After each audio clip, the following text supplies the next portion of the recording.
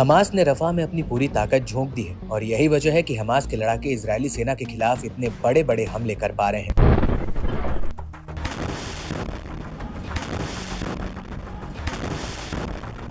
जब इजरायली सेना के जवान मारे ना जा रहे हों और इन हमलों में हमास के साथ वो छोटे बड़े प्रतिरोधी संगठन भी साथ आ गए हैं जो कभी गाजा के भीतर स्वतंत्र रूप से काम किया करते थे। जी हाँ, फिलिस्तीनी इस्लामिक जिहाद की सैन्य शाखा अल कुद्स ब्रिगेड भी अल कासिम ब्रिगेड्स के साथ गाजा में मोर्चा संभाल रही है।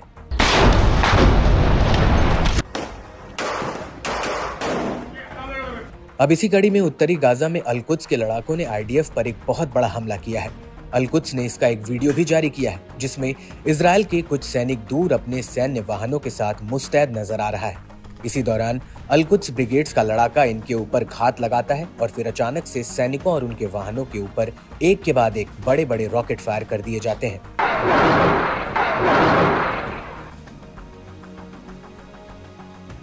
इसके बाद सामने से आ रही आईडीएफ की एक गाड़ी पर भी हमला होता है। अल कुद्स का लड़ाका इन गाड़ी पर रॉकेटों की बौछार कर देता है। अल कुद्स का ये लड़ाका पेड़ों के पीछे छिपकर रॉकेट फायर कर रहा है।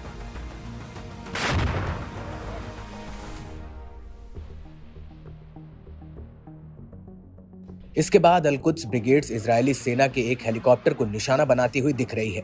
अल कुद्स का एक लड़ाका इस हेलीकॉप्टर पर एक रॉकेट लॉन्चर फायर कर देता है। वीडियो में ऐसा दिख रहा है कि ये रॉकेट आईडीएफ के हेलीकॉप्टर के पीछे के हिस्से के पास लगता है और इसके बाद हमास का एक लड़ाका मशीन गन से हेलीकॉप्टर पर फायरिंग शुरू कर देता है।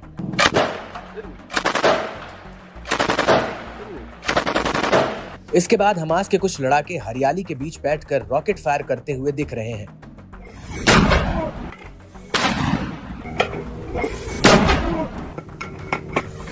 इस हमले के बाद नेटज़ेरिम एक्सिस में भी हमास के लड़ाके इजरायली सैनिकों के एक जमावड़े पर ताबड़तोड़ हमला कर देते हैं।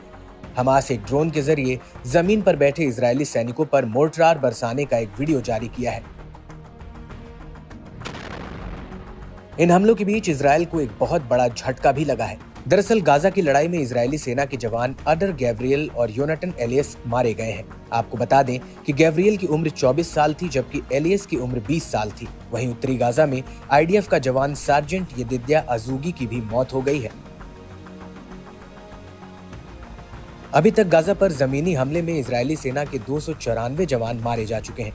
अजूगी की उम्र 21 साल थी और वो 101वीं बटालियन की पैरा ट्रूपर ब्रिगेड का हिस्सा थे। हालांकि आईडीएफ का कहना है कि इस लड़ाई में हमास को भी बहुत बड़ा झटका लगा है। दरअसल इजरायली सेना का कहना है कि रफा पर हमले की शुरुआत से लेकर अभी तक 300 से ज्यादा हमास के लड़ाके मारे जा चुके हैं। आईडीएफ का ये भी कहना है कि उसने 30 मई 2024 के दिन गाजा के अलग अलग हिस्सों में 50 से ज्यादा हवाई हमले भी किए हैं।